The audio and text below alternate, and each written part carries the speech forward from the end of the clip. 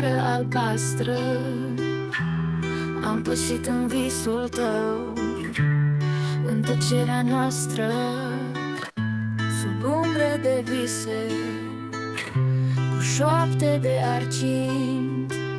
Ne-am regăsit în infinitul clipei strălucind. Dansăm prin galaxii, sub cerul de safir, în ritm de stele căzătoare, timpul se subțiază în ochii tăi. Un univers ascuns, cu tine lângă mine, totul are sens.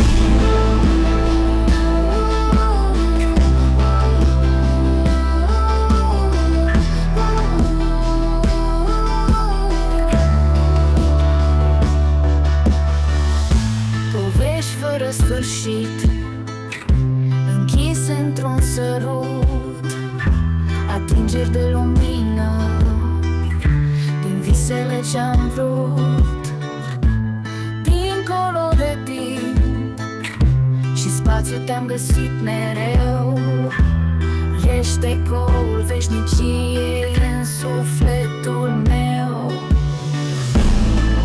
Dansăm prin galaxii, sub cerul de safir, în ritm de stele căzătoare, timpul se subțiază în ochii tăi.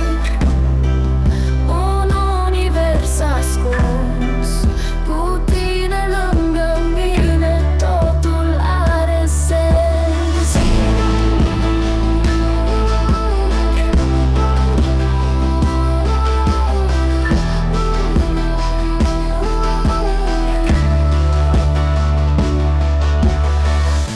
Când vântul ne șoptește povești din alte lumi, ne pierdem în adânc în pași de mii de drumuri. Sub clar de lună plină ne desenăm destine, într-un tango etern, doar noi și apele divine.